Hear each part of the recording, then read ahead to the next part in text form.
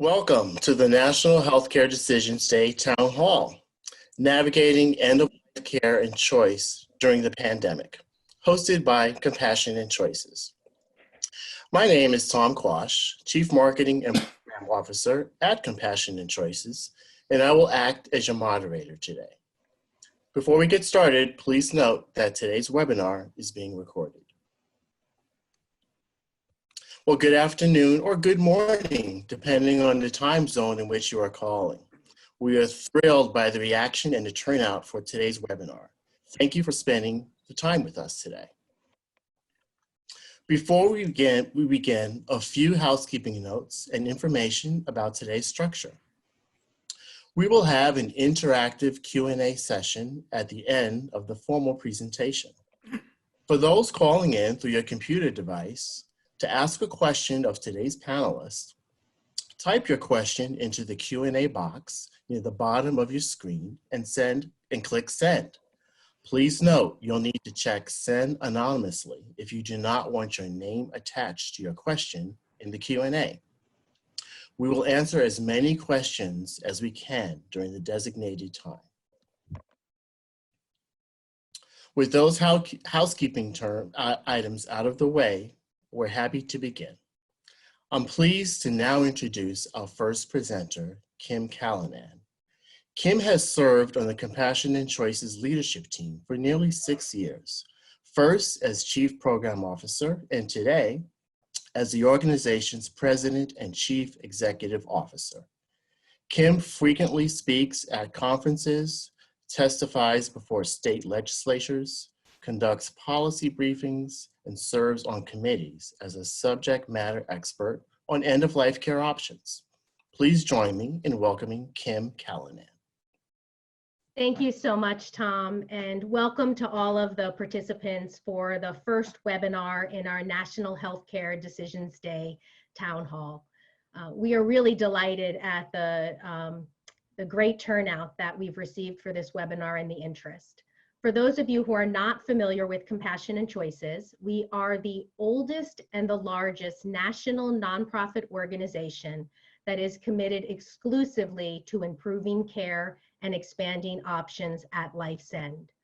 Our mission is about ensuring that people of all walks of life, all races, all ethnicities are able to get an end-of-life experience that is consistent with their values and priorities.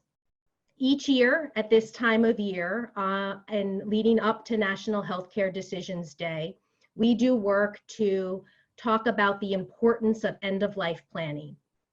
This year, this webinar has become even more important because of the COVID pandemic that we are all experiencing. We are at a time right now where this has touched all of our lives in some way, with a whole host of emotions, from anxiety to concern to grief to fear for both ourselves and for our loved ones. And what today's webinar is all about is helping to confront those emotions that you're experiencing, because what we have seen time and time again is that when people are able to address the inevitability of their death, that they become more empowered and they're able to live life to the fullest.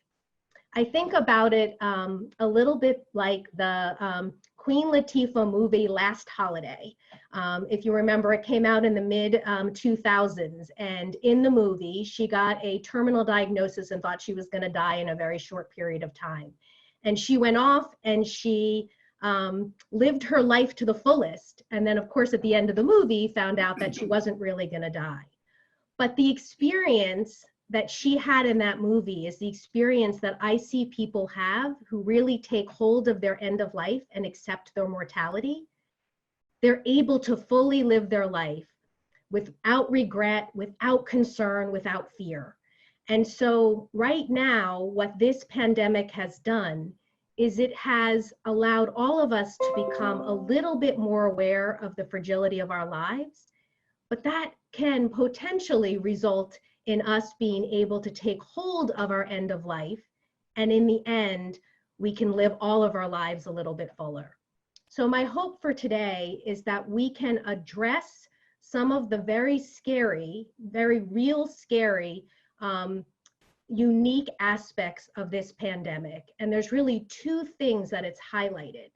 It's highlighted the old problem that has always existed with death, which is that third parties are making decisions when in reality individuals should be making decisions for themselves. And that is in a country as rich and as great as ours, really, we should not be in a situation where the individuals are not making decisions. So we're going to talk a little bit about that. The second reality that this pandemic has really brought to the forefront is a real fear that many of us has. And that is a fear that we will die alone in a hospital without our loved ones surrounding us. The reality is that there are still options, even in this day and age where we have the pandemic going on. And so part of what we're going to talk about is what those options are. And if your top priority is not to die alone, there are some options that are available to you, and will help you navigate and understand what those options are. So with that, I am excited that you're going to be here, because in addition to hopefully this resulting in a little bit more peace of mind to you, by planning for the end, it's also a gift for your loved ones and for your doctors and for your caregivers, because there is nothing that is more challenging and difficult than being in a situation where you have to make a decision for somebody that you care about, or even somebody that you're a caregiver for, when you have never had a conversation with them about what their values and priorities are. And these are really difficult decisions. So the final closing word for you is to just really recognize that if you don't feel like this is something that you want to do for yourself, that it would be a gift of clarity and closure for your loved ones to really take hold and plan for the end. We fortunately today are here with some really, really tremendous speakers who are all leaders in their field. And I am proud to be here with them and to introduce them to you. Our first speaker is Dr. David Pratt. Dr. Pratt has a very long bio that we could talk about all day, but to give you a glimpse, he is an expert in disease management and epidemiology and has previously worked at the CDC. He is a doctor, a palliative care doctor, and those are doctors that control symptoms and pain, and are becoming doctors that are really important right now with coronavirus, since we don't actually have a cure. He also is a pulmonologist, and he is based in upstate New York. Our next speaker is Dr. Fratkin. Dr. Fratkin is also a renowned expert, palliative care expert, and an expert in telehealth. And we're excited to have him here today because telehealth is what I consider the great equalizer. And it provides options for us during this difficult time that many people may not realize exist. He's been one of the leaders in this field for a long time. I feel like every time I open up my email or look on Twitter or receive an email, there is some other publication that he has produced. He's done, just produced another journal article that I saw just yesterday. So we're really fortunate to have him and his expertise both in palliative care and in telehealth with us on this call. Our third speaker is a beautiful woman named Isa Mendez. And Isa, I have come to love and appreciate for so many reasons. She unfortunately, at her very young age of being in her late 40s, have had to deal with a terminal cancer diagnosis, something that someone at her age should not have to deal with. What is so inspirational about Isa is that she is able to hold two truths together at the same time. She is able to fight and do everything possible in order to live as long as she can, while also recognizing that planning for the end, for whenever that moment may come, is critically important to her getting the kind of care that she wants both now and in the future. So Isa is going to share a little bit about her story and how she holds those two truths together, and the kind of and the impact it has on her life and her family's life. And I am also delighted to be here with our final speaker, Dr. Chavez. Dr. Chavez is a renowned civil rights leader, a minister. He has decades of experience leading national nonprofit organizations, and he is currently the leader of the National Newspapers Association. And he'll talk a little bit about the impact that the coronavirus is having on communities of color, in particular the African American community, why end-of-life care and planning is so important. And he's gonna leave us with some inspiration around how you handle some of the difficult emotions that we're facing today. So that would round out our call. We'll then, of course, open up for Q&A to answer the questions that you might have. And hopefully at the end of it, you will feel inspired to take charge of your end-of-life planning so that you can feel fully empowered to live your life to the fullest. With that, I'm gonna turn to our first speaker, Dr. Pratt. As a reminder, he is based in New York and is a palliative care doctor there. And Dr. Pratt, I would love for you to just share with people a little bit about the numbers and the statistics and how doctors are doing treating people with coronavirus right now. Kim, thanks very much for inviting me to join you today. This is a very tough fight we're in right now, and all of you who watch the news realize that New York is being impacted very greatly by this. We have over 1,500 people in the state of New York right now in intensive care from the coronavirus, so a huge burden on the intensivists. A large number, we've had a large number of deaths. We're having about 600 or 700 fatalities each day. So the impact has been enormous. I'm upstate, but we are receiving patients from New York City upstate. They're being transported to us and now occupy our intensive care units up here as well. So it's largely an epicenter downstate, but upstate is sharing ventilators with downstate, and we're also sharing patients and patient care from the downstate centers. And can you talk a little bit, I mean, obviously the impact on deaths has really been tremendous. Can you talk a little bit about the percentage of people that actually do survive from this, just so that people recognize that it's really a small percentage that will die, and that there is, hope for those people who do get coronavirus. Right, I think that's very important for us to keep in mind, Kim. It's really probably a single percent or 2% people who develop this illness that go on to not be able to survive. You have to remember that the lung is the target of this virus, and that the people who have the difficulties with it and wind up in intensive care are there because they have what amounts to a viral pneumonia.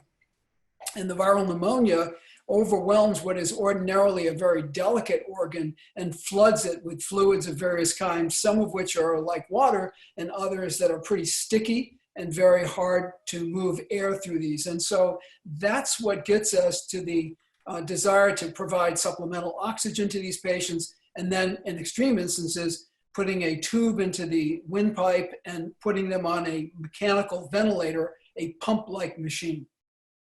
So talk a little bit, I mean, there's been a lot in the news about ventilators, both about the shortage, which of course is very concerning, but also about the effectiveness. Can you give people a sense of the effectiveness of a ventilator, what that experience is like for somebody? Because one of the things that's really important is that people are making the decision themselves about whether or not they would want to go on a ventilator.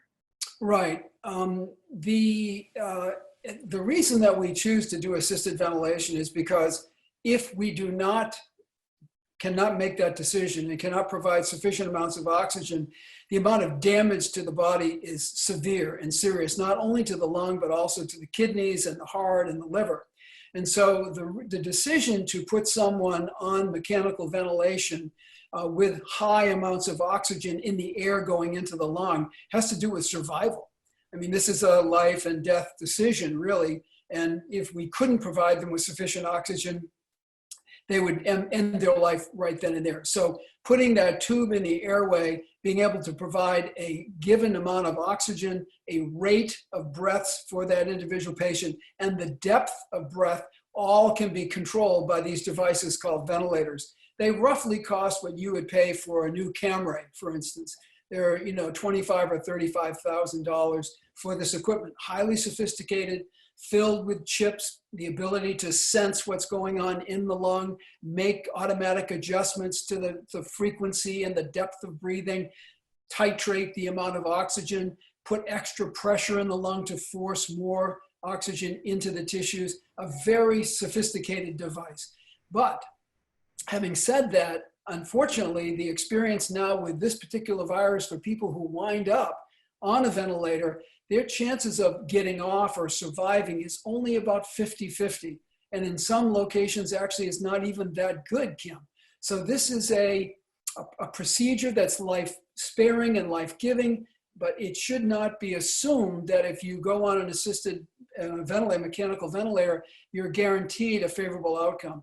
And it's important for people to realize that when you go on assisted ventilation with COVID-19, you're likely to remain on assisted ventilation, mechanical ventilation, 2 or 3 weeks. And that's a long time. And during that time, you should be thinking about nutrition, communication, turning the patient, caring for the patient. These are very complicated things to do and have a safe outcome. And so I was reading some of the articles in the paper this weekend, and it sounds like the younger people have a greater likelihood of surviving, and older people or people with other terminal illnesses have less likely of it. Can you talk a little bit about how some of those numbers look? Yeah, well, you're exactly right, Kim. It looks like two things. It looks like the susceptibility for this particular virus is actually greater in seniors and greater in seniors with what we call comorbidities, diabetes, hypertension, obesity. So it looks like they're more susceptible to it. And then further, once they wind up in intensive care, they seem to have a markedly reduced beneficial outcome. They simply don't do as well. Their mortality rate in the Chinese series that have been published is 4 and 5 times higher than the people in their 40s and 30s. So absolutely, they have a worse outcome, and absolutely, they're much, much higher risk. And coming off of the ventilator, what is that experience like? Do you remember right away, or? It turns out, Kim, that once a patient can sustain their blood level of oxygen to a degree where it's no longer dangerous, then the tube can be removed. Now, I would point out to the audience that both introducing the endotracheal tube, the one that goes in the windpipe, and removing it are dangerous procedures because the lung and the airways are loaded with virus. So you're exposing the people in the room, the technicians, the respiratory therapists, the physicians, the nurses to the virus as you go in and out. One of the reasons that using an endotracheal tube is preferred by them is it's a sealed system. There's very little spray of material, but pulling the tube out, Kim, exposes everybody that's in the room to the droplets that come with the removal of the tube. Wow. So it's dangerous for the healthcare workers as well. Coming and going, right. And what about resuscitation? So I know this is a disease that's of the lungs, but sometimes afterwards, your heart may also go while you're on the ventilator. What is the experience of resuscitation like? What's the equipment look like, and what's the likelihood of surviving with CPR? Well, Kim, you really touched upon an important finding that we got both from the Chinese and the Koreans, and that is that the heart is also a target organ. We initially thought it was just the lungs, but now we know that the heart too can be a target, and we know that some of those patients in intensive care either can have heart attacks, they can have inflammation of the heart muscle, they can also develop fluid around the heart itself. So there are many things that we see that can occur to the heart as a sort of not exactly a bystander, but maybe also a target. In a situation like that, trying to resuscitate a patient who has got an inflamed heart or a heart that is not functioning all that well, frankly, the outcomes are worse than if someone had an arrest on an inpatient ward. The outcomes of CPR, unfortunately, Kim, are not like you see on TV. In fact, it's really probably in the teens and to the 20% of people who are in pretty good shape who live to walk out of the hospital. When you have underlying other illnesses like COVID-19, the chances of survival and leaving a hospital after CPR is even less, probably in the single digits. So it can certainly be life-saving. It's certainly something the healthcare providers would want to offer, but it is not necessarily an answer for survival. It carries with it lots of problems, broken ribs, and a variety of other things that go with it. So we need to take it very seriously, the whole CPR question. And some people, especially someone who has a terminal illness or who is older at the end of their life and looks at the sort of statistics around CPR, may choose that they may say, I don't want this, and may even make that decision with a mechanical ventilation. What are options for someone who might not want to end up in the hospital or have the more invasive procedures? What's available to them? Well, certainly, especially someone who's already on hospice, they can certainly just expand what's going on in hospice, maybe get supplemental oxygen, maybe get more frequent visits. So that's one possibility. And by the way, if people have made that decision, Kim, it's a gift to the system, gift to themselves, a gift to their family. So that's very important. The other question that comes to my mind is, if you get admitted with shortness of breath and so forth, there's still time for you to consider whether you want to go to the intensive care unit, whether you would want to undergo CPR, whether you would want to be intubated and put on assisted ventilation.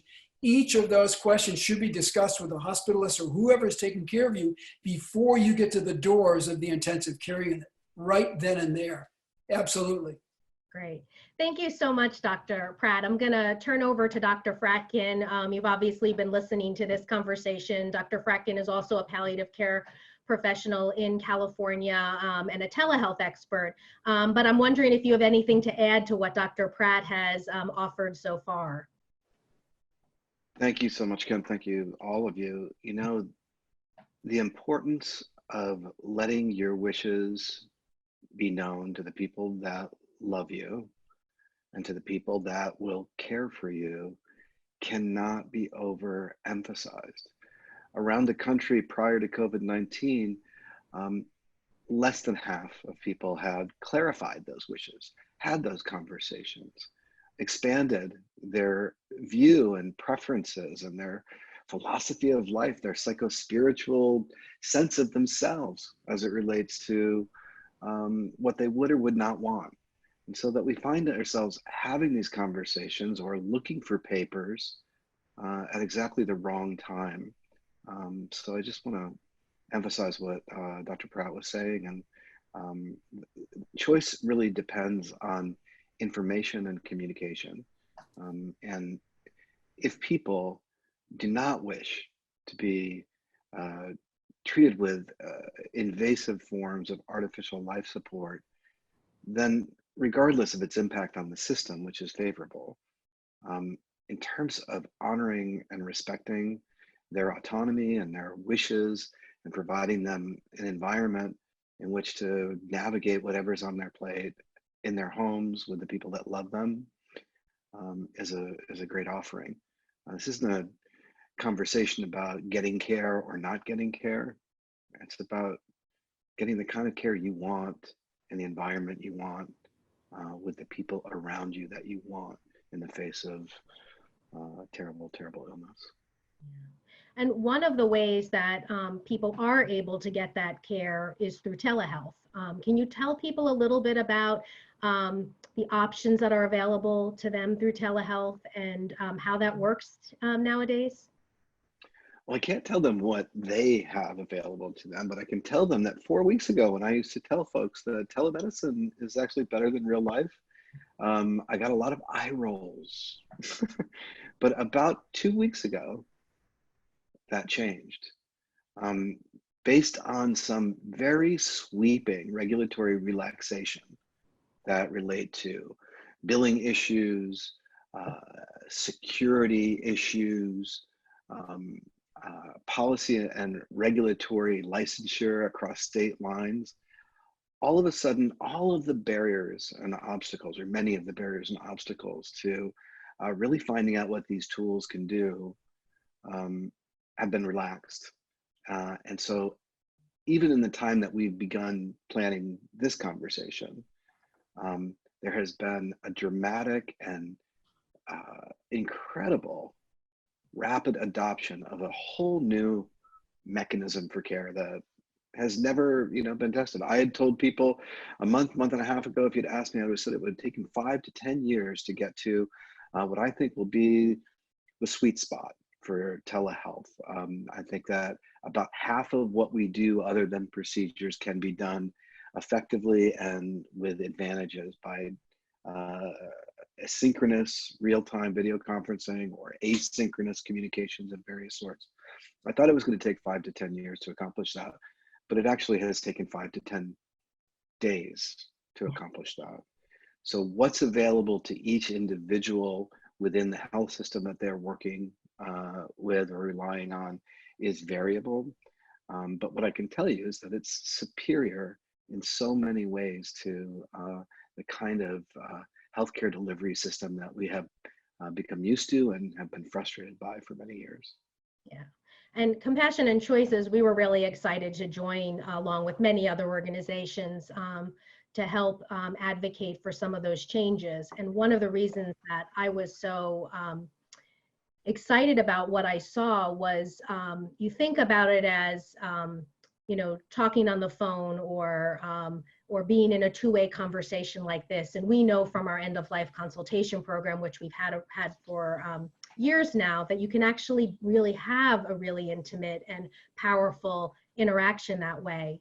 But what I learned as we started to advocate for telehealth was that there's all kinds of equipment and technology that also gets delivered to the patient that really allows doctors to be able to monitor them in a way that you don't through traditional medicine. Can you talk a little bit about some of what's available in some places, recognizing it may not be available everywhere? Yeah, let's break it down.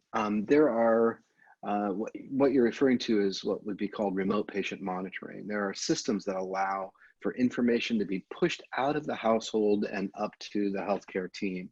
Sometimes they're monitoring weights, they're monitoring movement within the home, they're monitoring vital signs. Those are all kinds of things that can push information. Sometimes on some of the applications that have been built are inquiring to people and their family members to answer questions on a regular basis, check in as related to prescription refills, or changes in condition, or changes in, even in the palliative care space, in subjective mood and quality of life in subtle ways that they can define for themselves. So that's remote patient monitoring. Those are devices and applications that push information to the healthcare team and give us an alert if things are changing.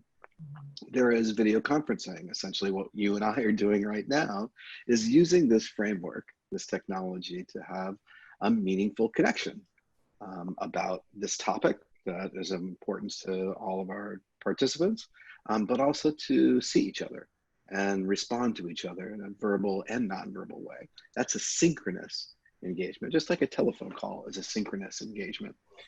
Asynchronous forms of telehealth include things like you could send me a text telling me that you feel this or you feel that, or you have this question or that. And then within whatever the expectation that's been created, I'd respond back with a text of my own, done typically through secure platforms that protect personal health information. Email is another. And so this broad variety of technology and telecommunications tools occurred to me about 5 years ago that they might actually be of value in providing care to people in their homes, particularly care for the seriously ill population that I focus on. So if somebody does not want the more invasive procedures that like a ventilator or CPR, can they be comfortable at home using telehealth or the services of hospice? Planning is everything. So if you're clear and your family is clear, and there's no question about what you would want if you begin to be challenged by a developing infection with COVID-19 or really anything else, the love and support of a hospice team or of a palliative care team with the tools that we have to manage pain and anxiety and other symptoms. And we're not 100% reliable, but we're pretty darn good at delivering a human experience rather than a medical one to people in their homes. And so can you get other forms of oxygen delivered in the home? If you, what does that look like? I mean, we have none in my community and the communities that we serve in the upper half of the state of California. We have not been experienced yet in managing people in the home. The biggest challenge that I anticipate is the pace at which this illness develops. In densely populated areas, there is sometimes multiple hospice agencies that are available, and through quickly identifying them, you can get quite rapid enrollment and comprehensive wraparound care very quickly. In other places in the country where there's less overlap and redundancy in those resources, or where those resources are being taxed by very rapid need to be filled, I think it'll be slower and harder. Even worse is palliative care for people who really are not, prior to a COVID infection, experiencing the immediate end of their life. There's very little capacity for palliative care delivery around the country. In many places, there really is no palliative care support for people who might have a preference if they were to get sick, but might not be challenged by the kind of constellation of medical challenges that make them eligible for palliative care services. So it's going to be a dilemma in terms of timing and responsiveness when people do start to get sick. My confidence is if I can get at them, or if they can get at hospice services, the medicines and the tools that it takes to provide comfort are not rocket surgery. Okay.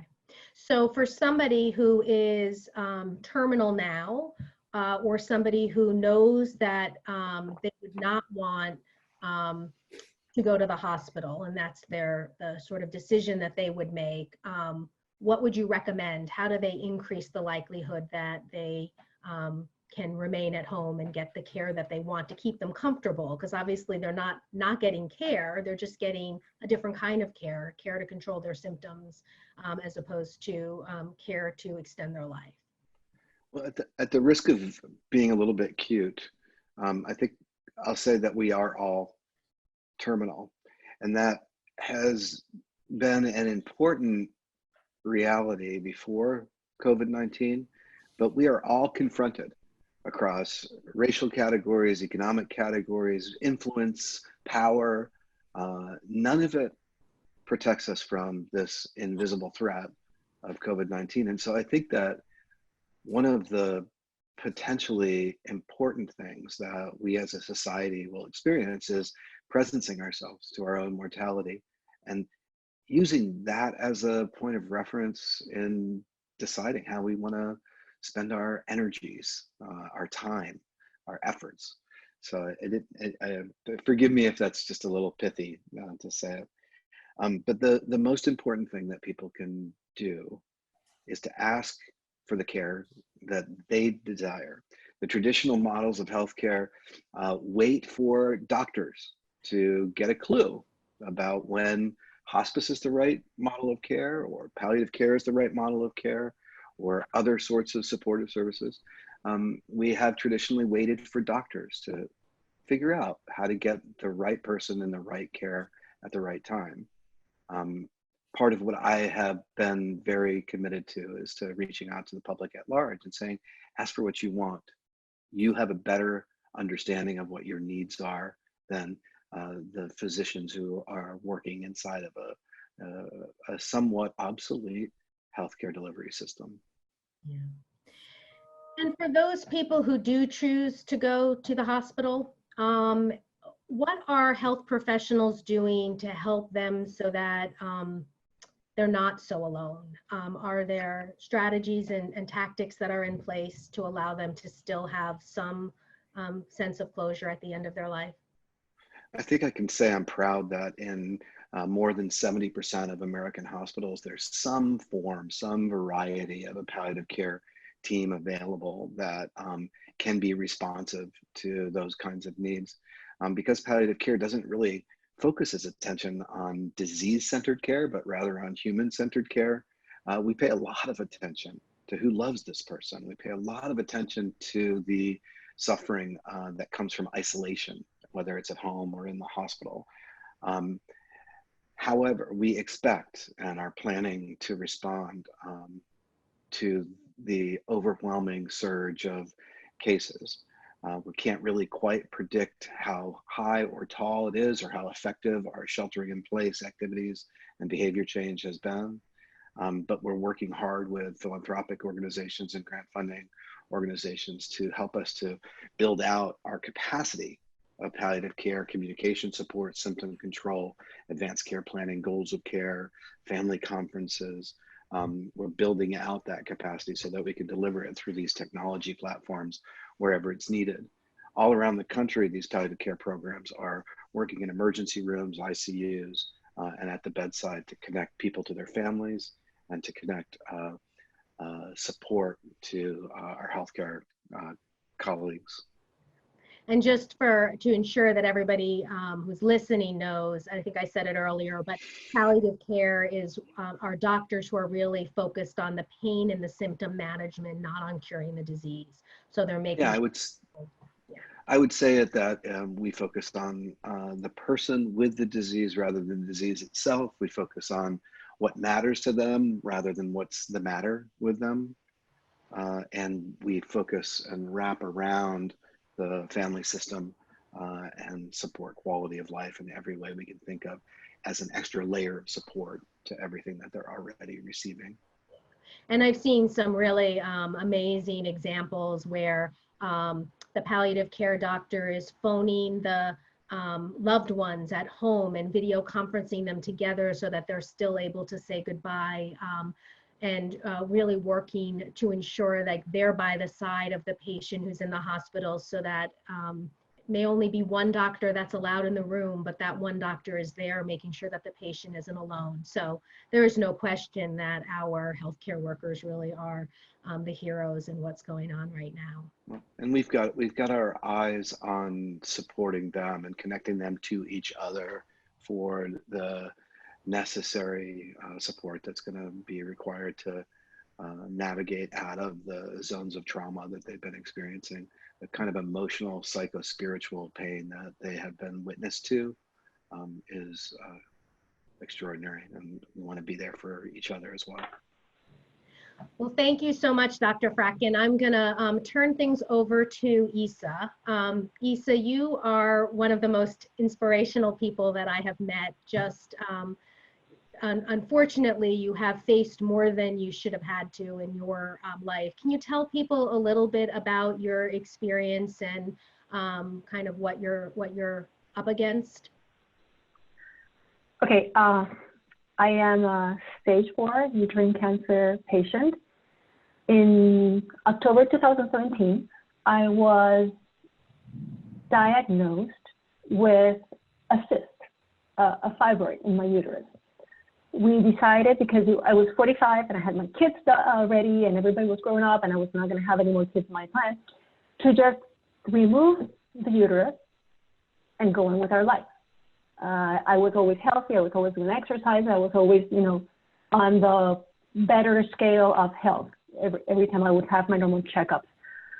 And when they opened, they found a tumor, and it was cancer. So I woke up from anesthesia to realize that, okay, no, we did not just remove your uterus. We removed the cancer, and we had to do a major surgery with you. I spent the next month with radiation and simultaneous chemotherapy, went into remission, and exactly a year later, it did a distant metastasis to the lung. So that was going into a new stage of cancer. It was not it wasn't a secondary new one. It was just something kept dormant in the blood and kept going in there. So it was, a really big red flag. I went into surgery. They did a lobectomy. They took out the lower left lobe. Everything was clear. Margins were clear. I did chemo again to make sure that it was okay to keep on with my life. And then we realized after the third chemo session that it kept spreading. So clear markers were never clear. And I went into a life death decision of stopping chemo or keeping up with chemo to see what happened. I chose the road of leaving chemo, and 2 months later, I started a treatment that is based on immunotherapy that's still under investigation, but at the point that we're doing right now, I knock on wood, and it's coming into, a better prognosis in me. This immunotherapy does not cure, it just prolongs your life. And that's where we're going right now. That's me. So it's on my L506, it's on my pleura, it's on the upper lobe that they actually left, and it's on the mediastinum. But I'm still here, and my choice in life right now is basically to share with people that the more prepared you are to face the inevitable, you can actually help you live a better life because you are at ease, you're in peace. And like you said before, you said it was a gift of clarity, and I say it's a gift of peace. So tell people a little bit about how the coronavirus has impacted your life. I think it's empathy in a way. I have spent quarantine days, not only now, but before when I spent 21 days in intensive care because the lung was collapsing, they couldn't pull out the tube. I spent it before when I was in chemo and I was immunocompromised and we couldn't go out. So many of us patients go through this, and we now understand more what you're going through, especially with the realization of death that everybody is getting right now, because you can actually die out of this. But you didn't realize you're going to die anyway sometime in life when the time is right. So for me, it's been, let's pack everything together and let's talk about this. Let's talk about having the medical directive. When I was going through the whole process, I went into the Compassionate Choices website, and I realized that you had the tools in there to how to prepare a medical directive. And I said, you know what, let's do this, and let's teach people let's plan our life like the way you plan our wedding, you plan your birth, you plan your death. So let's be like as specific as we're normally when we're planning anything else to make sure all bases are covered. Who I want by my side on my visual, how's my sacred space, what are we gonna do with the meals, the meds, and more than that, it's more than just a will, and it's just, I don't want a DNR. Let's be realized, just like you guys were saying, do I want a ventilator? Do I want the feeding tube? How long do I want the ventilator on? Do I want a blood transfusion? Do I want to go into emergency surgery if it's necessary? The more we are planning, the more we are specific on this, who's going to be my proxy? If my proxy can't be, who's going to be the backup proxy? And if I don't have those things ready right now and I'm in quarantine and I can go to a lawyer to get it notarized, let's do a video. Let's prepare a video. Just, grab yourself, do a selfie, write all this down and say it out loud. Share it when you go to the hospital with the doctor. Share it with the nurse. Share it with your loved ones so they also know what you're going to, what to expect and what to go through. It's about peace of mind. It's about, if you don't have to worry about that, you can actually enjoy every other minute. Right now, I'm at home with my kids. And I just turn it into what a blessing it is to have them here with me after they're all out of college and have already went through the empty nest syndrome and coming back here and rediscovering life in this new other way. So it's about twisting and turning and making the best out of each opportunity we need. Thank you, Isa. Is there anything else you want to add about why planning for the end is so important? I guess the most important thing is don't be afraid of talking about it. Don't be afraid of facing it, especially Hispanics, African Americans. We are on the top of the stats not only for coronavirus, but for many other diseases, heart disease, blood pressure. Take action. Take it into your own responsibility for you and for your family to have this conversation. Meaningful, very much needed, and important. Thank you, Isa. That is the perfect segue into Dr. Chavez, our final speaker of the day, who is a renowned civil rights leader, a minister, and organizational leader. Dr. Chavez, can you talk a little bit? There's been a lot in the news about the coronavirus and disparities in care, especially for communities of color. Can you talk a little bit about what the data tells us? Yes. Thank you very much, Kim. And I want to say a word of gratitude to Compassion and Choices for having this webinar. I wish that millions of people could view it, because the information that Dr. Franklin has said, Dr. Pratt has said, and certainly the life lessons of the journey of Isa. And Isa, we're all proud of you and we all learn from you. But to answer your question, during the coronavirus pandemic, it is a fact that in the United States of America today, African Americans and Latinos and other persons of color are disproportionately exposed to the virus, primarily because of the pre-existing conditions, the underlying conditions of diabetes, of asthma, of heart disease, obesity, and all the other maladies that go along. I think we need to fix our healthcare system in America. You know, I come out from the civil rights movement, Kim, and I've worked over 50, 60 years in the movement for change, to get people, advocate for people's rights.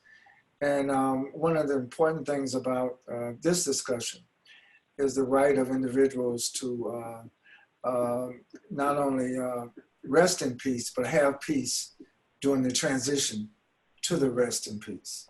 And I think that the coronavirus has reminded all of us, not just Black Americans, not just Latinos, but whites, everybody, Asians, all of us. We're all part of one humanity. We're all brothers and sisters of one human race. And I think that this is a global pandemic, not just a domestic pandemic. So we're learning how we're connected to people all over the world. And I hope that we can learn from history. One of the things that Dr. Martin Luther King taught me when I was a teenager, when I was working with him, is that we want to change history, but we also participate in that change to make the history of humanity better, the quality of life better. And I'm hoping that out of this pandemic, where there's so much death, there's so much misery, there's so much pain, there's so much tragedy, there's so much crisis, that what can we learn from it? Not only to prevent these exposures from viruses like the coronavirus, but our basic healthcare system. And I think that one of the things I just want to say about what Dr. Pratt pointed out was that this is just not an exposure to the lungs, it's exposure to the heart, it's exposure to how we live our lives. And I think that we must not go back to the old normal. There's a new normal. And I think the new normal is that we must have greater care for one another.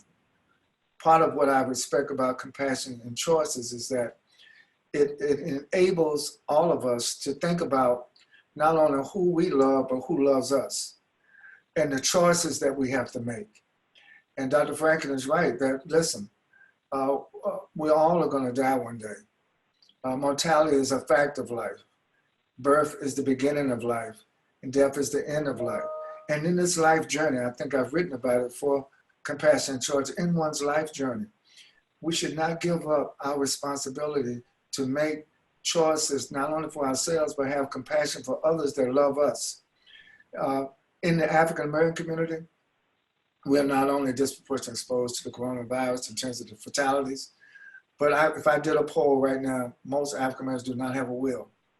Even some very famous people die without wills, leaving that a responsibility of what happens to others, and it's always sometimes causes discord in the family, as well as in the community at large. And so for the sake of my loved ones, I'm going to make sure that I don't take my loved ones through that. And I'm asking everyone that's listening to this webinar, let's learn from what we've heard today.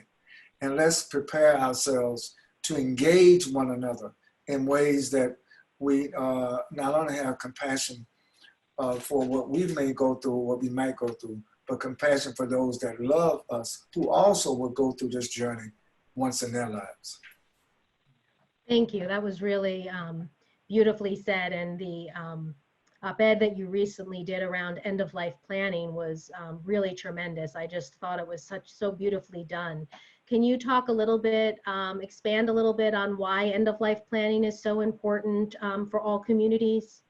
Yes, I think all communities, and again, I have to speak from my community, from the African American community, which I know very well, is that sometimes we think having these discussions about planning for the end of life is like we're not taking life seriously. No, it's just the opposite.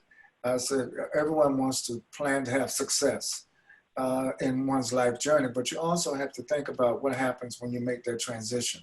And we all will have to make that transition. We don't want to make the transition prematurely, but it's coming. And so it's a kind of self-responsibility, absolutely, Kim, to do planning, to plan for success throughout life, but also to plan for compassionately and make the right choices of how one's life may end. Sometimes things happen. This is the thing about the coronavirus. It was sort of an unknown. People got caught up into the virus without any planning, without any expectation that they would be on a ventilator or they would be in prolonged health care. And so tragic that sometimes because of the contagious part of the coronavirus, you couldn't even say goodbye to your loved ones. Your loved ones could not say goodbye to you. So I hope that out of this coronavirus, Kim, that we all can learn something about the world in which we live in, about the society in which we live in, but we also need to learn something about our own families, our own lives. And then we all need to look in our own personal mirrors of life and learn from that so that we can make the right choices compassionately about our own lives, as well as make the right choices that would impact the lives of our loved ones that one day we will leave. One of the things that I see in our work sometimes is the people who wait until the very, very end to make amends or to figure out what's important to them. There's always a certain feeling of sadness, but part of what comes with this work is if you take it on early, you're able to really make those amends, figure out what's important in your life and what matters to you, and then you have a whole life where you can live that way instead of it being just a moment at the very end. Sometimes what stops us from moving forward, doing things like end-of-life planning, are feelings of grief. Can you talk a little bit about how somebody might overcome some of the feeling of grief that they might be experiencing right now so that they're able to move forward and take important steps around end-of-life planning? Yes, well, mourning, grief, these are all parts of life. And certainly in the aftermath of one's transition, in the aftermath of one's loved one's passing, there's a period of mourning and point of grief. But I would say this, from the African American tradition, we have homecomings. We celebrate the life that has been lived. And we don't let the pain or the mournful sorrow overcome us to the point that we forget about the good, that we forget about the wonderful things that life has experienced in our loved ones and in our own lives. So I think that when we hear this, when I'm on social media a lot of people say, rest in peace, R.I.P., rest in peace. But I'm always thinking, well, truly, one should live in peace. When I listen to Issa, she's living in peace. And so there's no question that she's going to rest in peace one day because she's already making the proper amends, making the proper plans while she's alive. And I think that is telling and exemplary for all of us to learn from. You know, it's interesting. My father-in-law, who was African-American, He actually wrote his entire funeral service. He chose who would do his eulogy. Yes. His songs in advance, and it was such a gift. I have never experienced a more moving ceremony. To know he had a 4-county chorus come together in Baton Rouge to celebrate him, and it was just the most beautiful celebration of his life. So it's interesting. I didn't really realize it was a kind of an African American culture. I just thought it was what he did. So that's interesting for me to learn. Talk a little bit about the feelings of isolation that people are having right now, and how they might overcome some of those feelings and stay better connected. Well, I think, again, the coronavirus has, because of the self-quarantine, and because of the isolation of those in hospitals or those in hospices, you know, the virus first hit a lot of nursing homes. So unfortunately, once those virus hits those nursing homes, you couldn't go to see your loved ones in the nursing homes. So all these things, again, are things that we should learn from, you know, existentially, but also learn from in terms of future projections. I quite frankly, Kim, I don't believe that we're going to go back to the way things were in America or in the world. I think there's going to be a new normal. And my hope and prayer is that we will learn to care for one another better, care for each other better, and then care for ourselves, and care to the extent to which that we plan more, not only how to handle pandemics, but we plan more how to handle one's entire life journey, and not let isolation break the connections between us, not isolation. But now your question also, I just want to point out that again, for African Americans, we're disproportionately incarcerated. So over the last 3 weeks, I've gotten so many emails from families that have their loved ones in jails and prisons throughout America. I know some states are letting people out to try to prevent the spread of the virus, but just think about that kind of isolation. It's a little hard to social distance when your prison cells are only 2 or 3 feet apart. But this is, again, talks about how we care for one another. And unfortunately, there's been some prison situations where I know of where the prison guards themselves are exposed to the virus, and then the inmates become exposed, and it's vice versa. It becomes almost a petri dish. And I think that our healthcare workers, we should all be so grateful for the heroic efforts of healthcare workers, the doctors on the program today and others who work beyond the call of duty, but beyond the oath that they took to preserve and take care of life, to put their own lives in jeopardy to save lives. And I think that, yes, by necessity, one has to sometimes isolate and quarantine oneself. Definitely stay at home until it's time to go home, not leave home, wash your hands, all the things that the epidemiologist tells us to do, we should follow. But I would say, in the last part to answer your question, that isolation is also a time for self-reflection.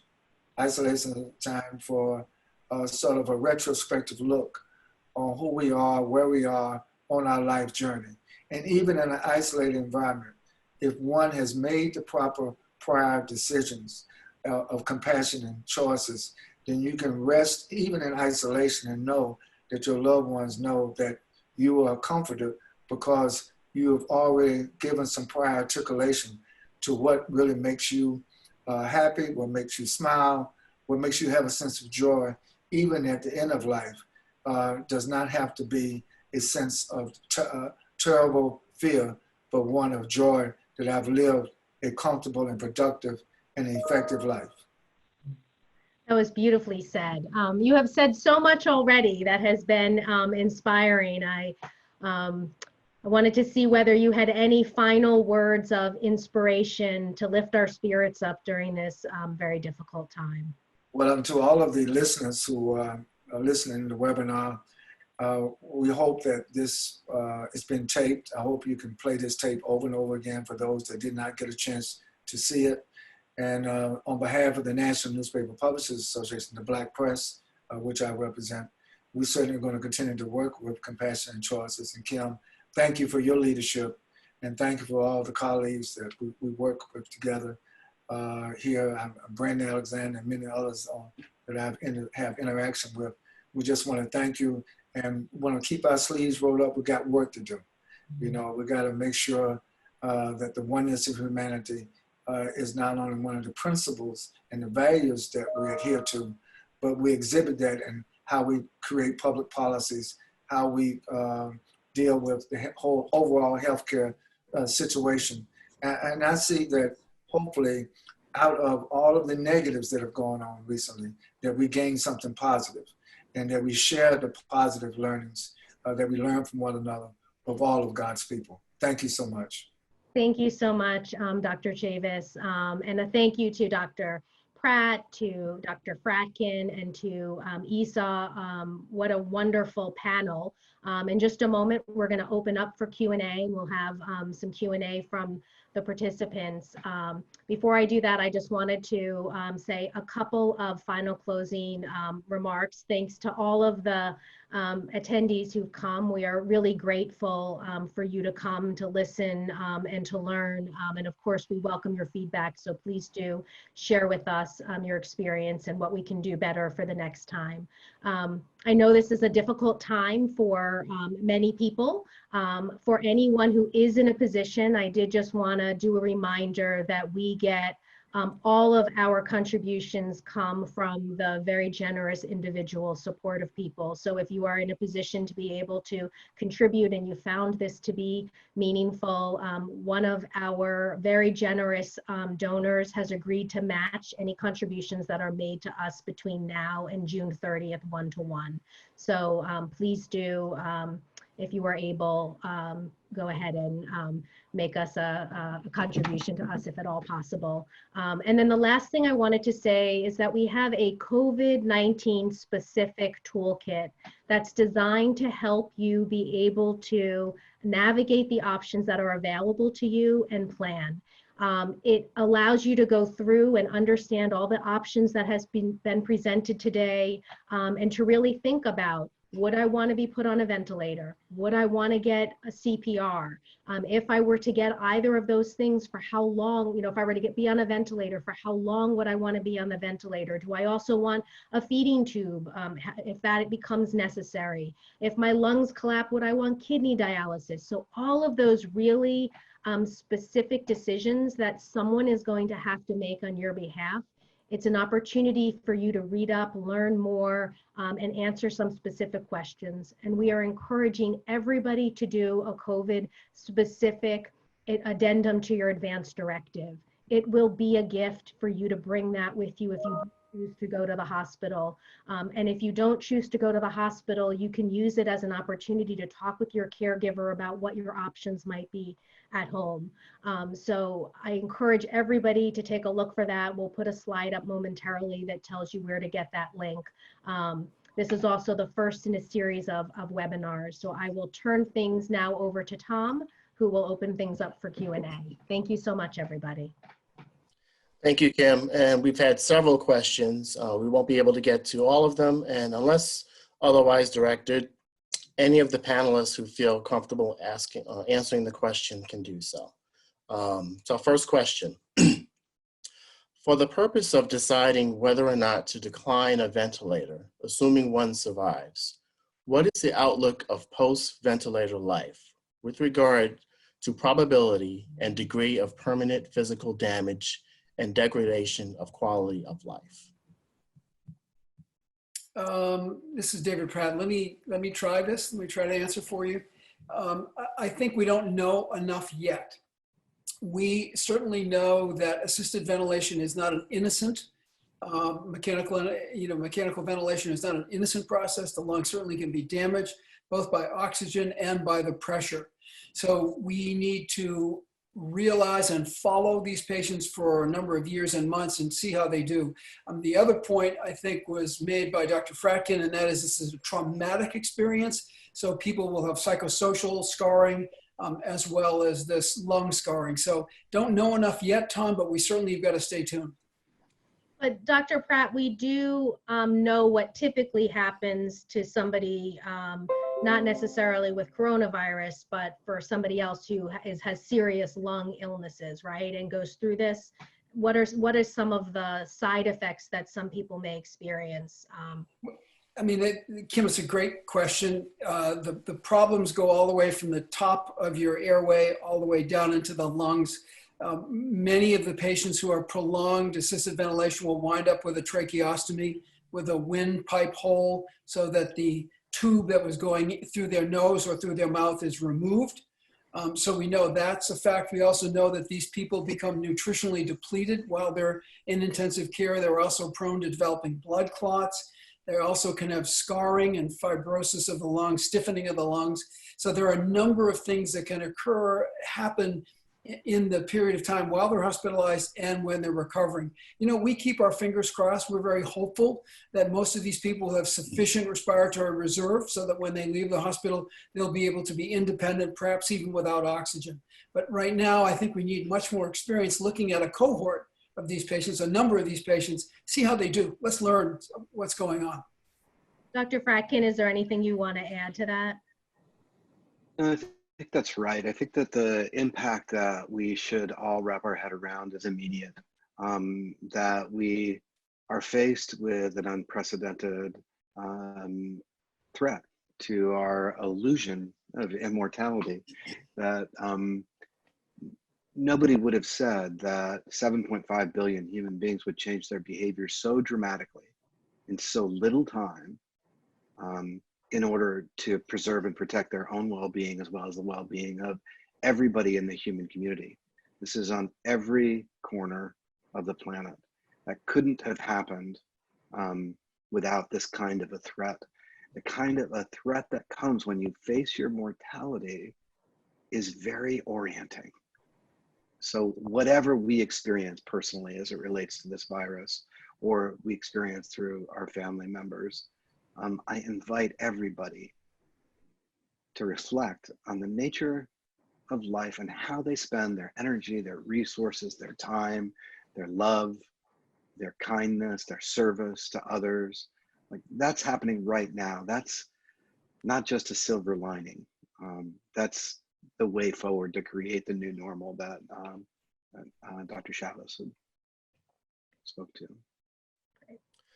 Thank you. If we could stay on a topic, a similar topic for a moment, I have two separate questions that I'll try to combine into one. There are options to ventilators. One person asked, has anyone considered a CPAP machine instead of a ventilator? Could that work? Another person asked that they've heard of O2 helmets that are showing promise rather than intubation.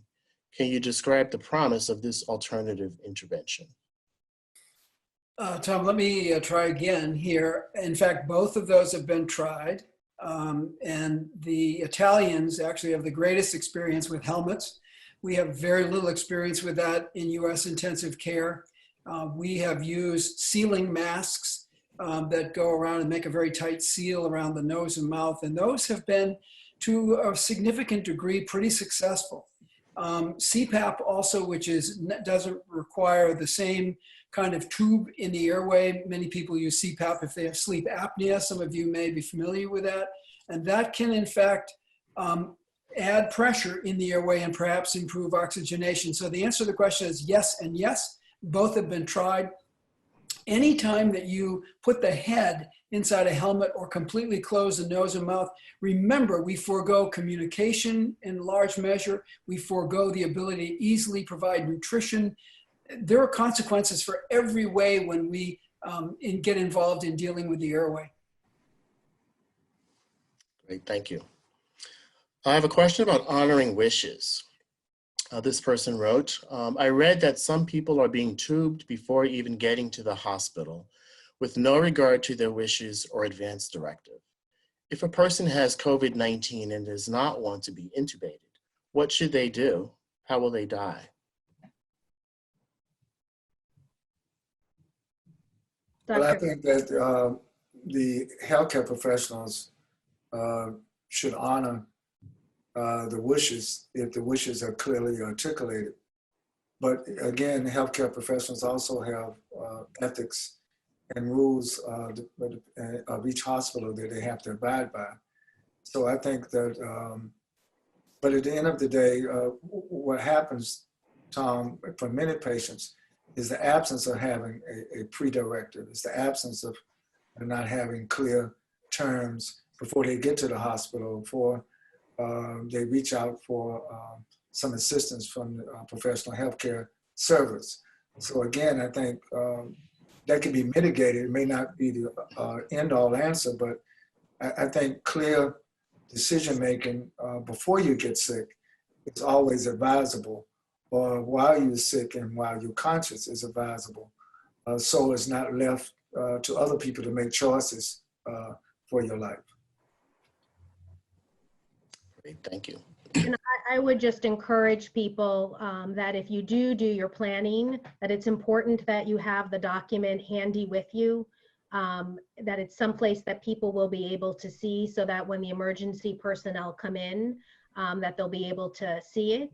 If you have conversations with your doctor in advance and you communicate that you don't want to go to the hospital, that your preference is that you stay at home, you'll be able to find out from him what your options for him or her, I should say, what your options for care are. So as an example, they may have the option to very quickly get you on hospice care if you're not already.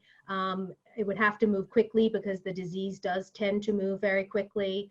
If you're already terminally ill and in a hospice care, you should be talking with your hospice care worker about what you want. Often they'll say, don't call 911.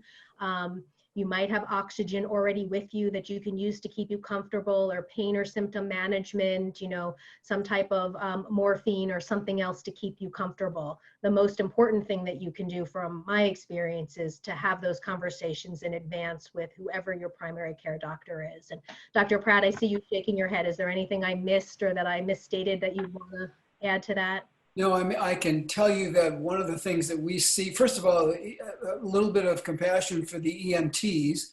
They come in and find you probably very, very short of breath and dangerously low blood oxygen. So they're going to try to act to save a life on your behalf. So that unless they clearly understand that's not what you want, their first instinct and their duty is to try to save your life. And they may intubate you at the scene, right at your home or apartment, wherever. On the other hand, if you could post in your apartment, in your home, wherever, this notice that says you do not want to be resuscitated, and draw the attention to the EMTs to that notification, that perhaps will change the game. But these are extreme circumstances when the EMTs come into your home, especially with COVID-19. Great. If I may add something, it is very important to know, and it's very helpful to know, that medical insurance right now pay for end-of-life consultations with your doctors. So you can actually do a teleconsultation, schedule it ahead of time, spend 15, 20 minutes with your documents in order, and talk to him about it. They allow it, they do it, and we should take advantage of this situation, of this opportunity. Go ahead, Dr. Pratt. Here. I just want to echo exactly what Isa just said. That's very important. Please drive your own healthcare. Please ask for what you want. Please invite your doctors into conversations they may not find their way in directly without your assistance. My experience with my colleagues is they find this to be some of the most meaningful encounters that they have with the people under their care. But they also don't think of it quite often unless you ask them. So please ask. In addition, it's not just about the documents and where you put them. And in the 21st century, it's kind of amazing to me that we don't yet have an electronic national post registry. Processes are in place to work on that, but we ought to have that, so that at any point of care, at any place of service, that your wishes can be transmitted immediately. We don't have that. So the best we've got is not the documents or the pieces of paper, but it's the conversations that you have with the people that will speak on your behalf when you get sick. So have these conversations, invite your family members in, lean in. Great, thank you. Another question posed is, are any efforts being made to provide treatment of COVID-19 at home if the symptoms are serious, but someone does not wish to be admitted to a hospital? Perhaps a kit that would include oxygen, morphine, etc., to most likely die at home, but have some sort of treatment or support, not just to be on their own. Dr. Fratkin or Pratt? Yeah, I would say that the structures for home health, the structures inside of primary care clinics now using telehealth technologies, and the structures within programs like Resolution Care Network, a palliative care program, as well as hospice organizations, we are all gathering our toolkits together to be able to respond to this need. Whether that's available in every community or not, I'm sad to say I doubt it. But there are organizations, institutions that are working hard to provide alternatives to hospital care. And the truth is you don't know whether or not a person is going to find their way through this or not. You don't know. But what you can know is what you want, and setting your own parameters about the kind of care you want to receive on your own terms. And then it's between you and a higher power to determine how it's going to all turn out. From our point of view, we just show up and we do what we can, and we accompany folks to the outcome that's coming.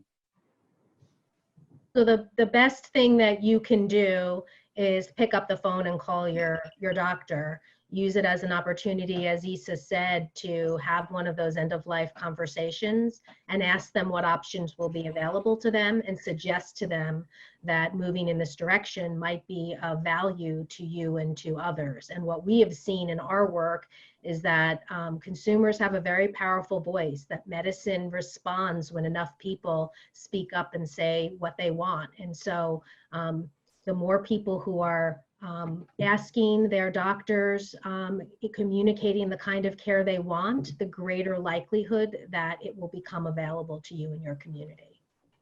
And Kim, could I just add, I would say this, that we don't understand the epidemiology of this disease all that well. So even if you haven't done it yet, you may very well need this into the summer, perhaps into the fall, whether there will be a second wave, whether there will be wavelets that are going on and on.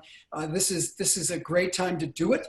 Even if you skate right through this period, you may need it at some point in the future. Not to paint a dark picture, but to be a realist about what may happen with this virus.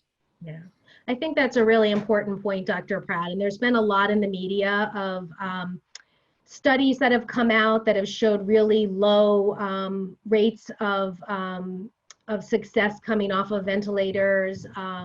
We came to the conclusion that those studies are isolated and they are not yet scientific. So you want to be careful not to make decisions based on one piece of data or information that appears in the newspaper. We tried in our toolkit to give you an honest assessment of what the data shows right now. And the reality is that medicine is also improving. And so, depending on your age and your health, you're likely to know that average stat of 1 out of 2 people, that the older you are, any kind of comorbidities you have, your likelihood of success is far lower. Younger, healthier people have a greater success, but don't carry too much weight into a study that has come out of one city or one place, because we are so early in understanding this disease and figuring out how you treat it. Is that fair, Dr. Pratt, Dr. Fratkin? Oh, sorry. Mike, did you want to make?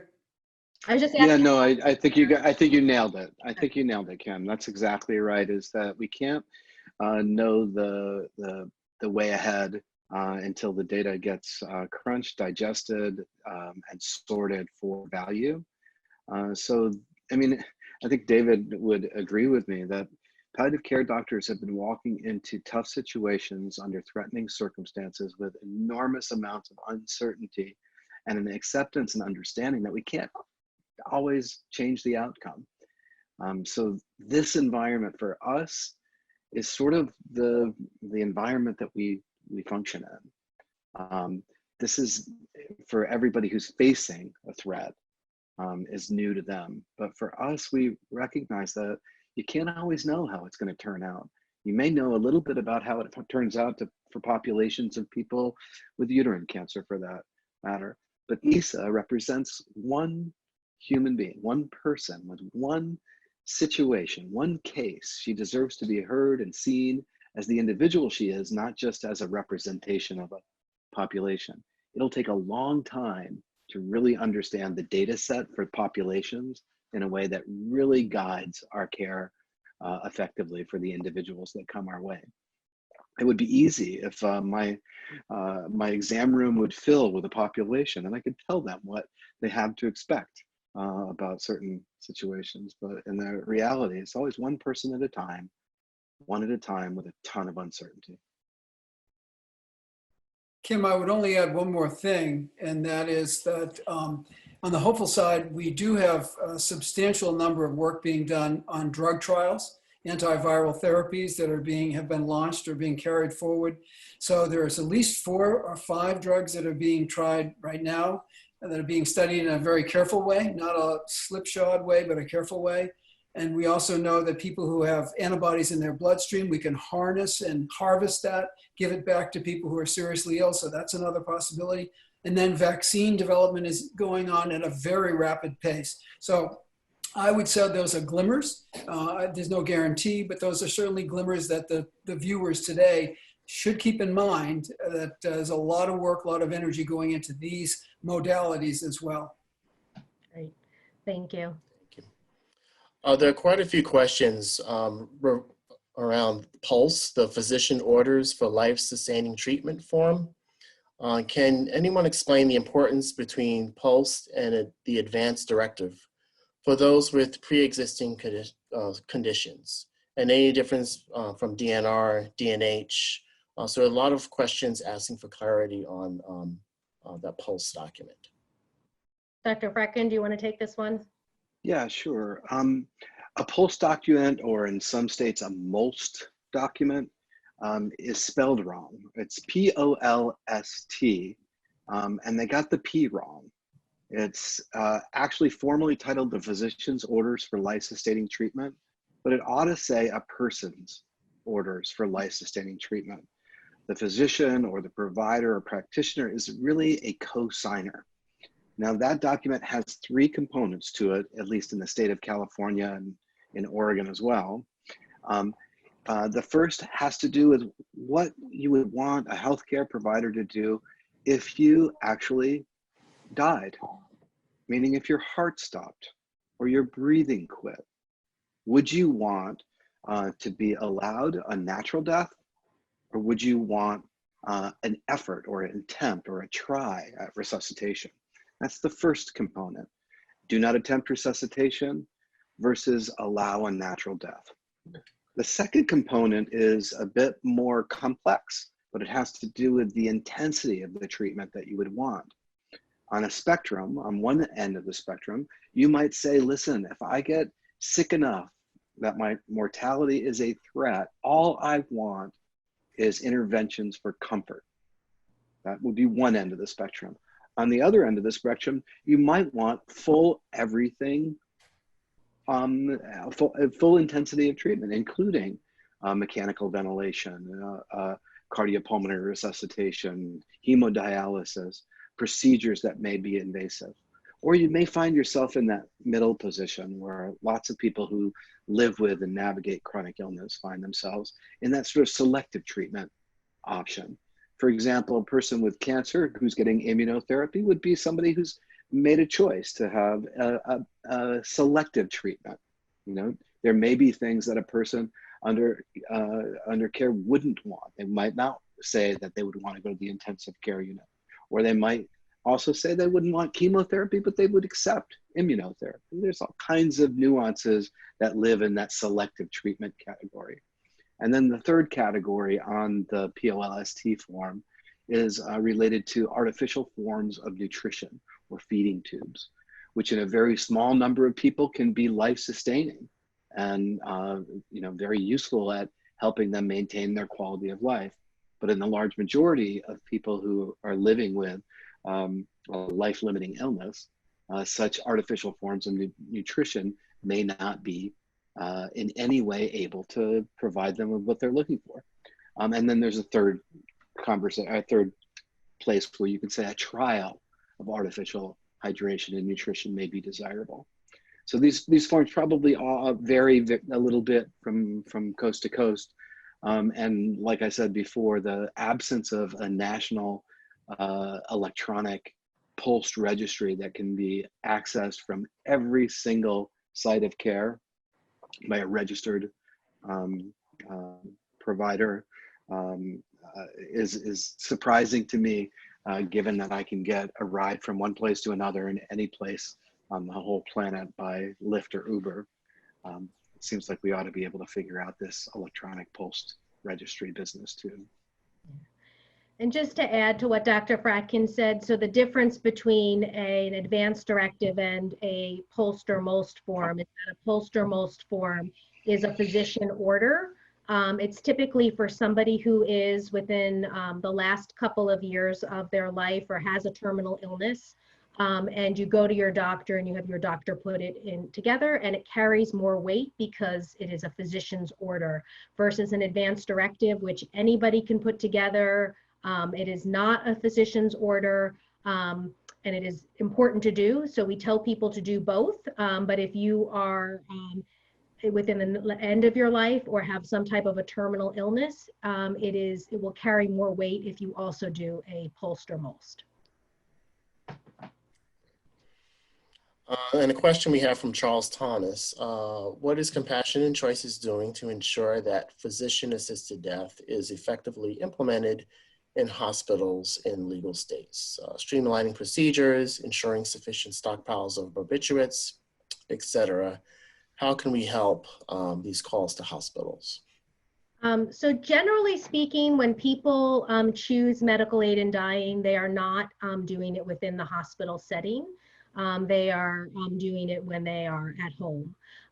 We have our end-of-life consultation program where we work with individuals to help them navigate options that are available to them.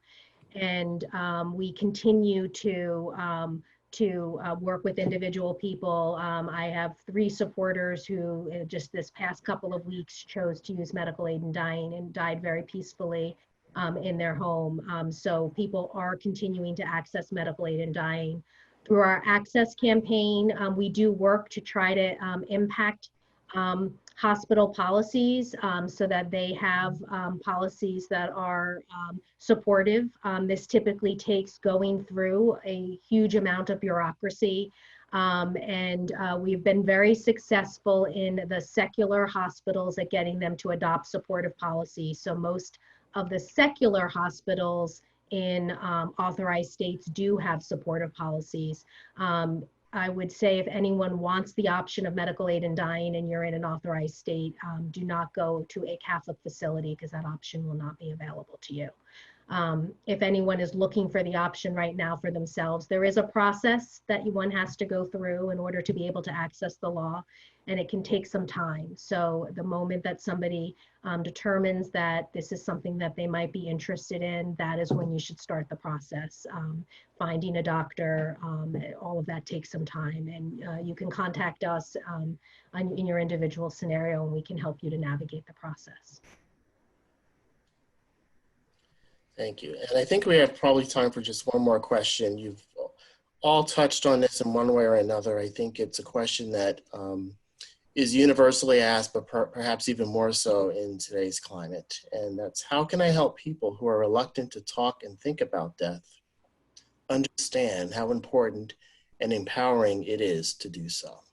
So I'm going to ask Dr. Chavez to close out with an answer to this question because I think he is so inspiring and elegant when he talks about it. Well, thank you again, and thank all of the participants in this workshop, Kim. Again, death is a subject matter that should be discussed first in the family and in the community, in our religious places of worship. and society at large. And I think it's a mistake not to discuss death intergenerationally. If you only discuss it among the elders, the young will have to find their way and maybe get a lot of misinformation. So the first place that death needs to be discussed is within the home, is within the family. And then for those who are approaching the end of life, it's very important to have your planning done, to have your discussions done. But keep in mind, very often, yes, it is your will, it's your right, it's your decision, but you're part of a network of other people who love you, who will be impacted by your decisions. So I would say, while most people do their wills privately, I think the discussion of death should be not a private discussion. It should be a discussion with others. I think also it's okay also to seek professional help. I think, unfortunately, we live in a society where there are certain taboos. And unfortunately, death is one of the unwritten taboos, which I think it should not be. You know, for a long time, sex was a taboo. Nobody wanted to discuss it. Although everybody did it, nobody wanted to discuss it. So I think that we need to find ways how to have what I would say effective, compassionate discussions about the end of life. And I think even how we describe it, the word death, because of how we've been socialized, people don't like to discuss it. But sane people though would like to discuss the end of life. It just sounds better, it feels better. So the words we use, the language we use, and the approach we use is very, very important. And also I would think the cultural context. I think what Issa described is very similar to what happens in many African-American communities, but it may be different in Italian or Russian communities. You know, while I talk about the oneness of humanity, there are some cultural differences, there are some language differences, and worldview. We all don't have the same worldview, but one thing is certain: we all will come to the end of life. And one thing is certain. Another thing that's certain is that as we approach each one of us the end of life, it is in our own best interest, is in our loved ones' best interest, that we approach the end of life together with a plan that is well thought out, well rounded out, and so that the transition of life will take place with less negative impact, but with a lot of positive, Kim, as your father-in-law, a lot of positive joy and celebration of life. Thank you. And Issa, is there anything you'd like to add as somebody who has done this with your family? I guess the most important thing is for you to come to your own acceptance and your own understanding that that's going to happen, because the more concentrated or the more, convinced you are that it's okay, that it's going to happen anyways, no matter what, we just know maybe closer to the stage than you are, it's going to make the conversation a lot easier. The piece that you're able to transmit in this conversation to your loved ones is going to make an ease for them to understand what you want to talk about. There are also, and Kim, you know about this too, you can also find the help of a death doula that can help you plan this conversation with your family. It's okay to ask for help and understand that the more prepared you are now, and that's also you have to tell your family and your loved ones, it's going to help on the grievance process at the end. So the more we work on it on today, the more we plan it, the more you know our needs, the more you understand where I want to do it and why, it's going to be easier for the family once they are coping then with the end of life part of the process. So that, just be sure that just be in peace so you can transmit peace in the conversation. That's my message. Well, thank you to our wonderful panel. Thank you for everyone who participated across the country. At the Compassion and Choices website, you'll find a host of resources that cover a wide range of topics, including the 4 new helpful and informative resources on COVID-19 in a toolkit that Kim referenced, and as well as end-of-life care planning tools and resources at compassionandchoices.org/end-of-life planning. That's compassionandchoices.org end-of-life-planning. I want to remind everyone that this webinar has been recorded and will be available on the Compassion and Choices website within a week. This, as Kim has noted, kicks off our new webinar series. Our next webinar is tomorrow, How to Become a Powerful Virtual Advocate, followed by April 16th, National Healthcare Decisions Day, End of Life Decisions Guide and Toolkit. And then we have continuing on next week with Diane Ream on charting your personal journey from life to death, that's Monday, April 20th.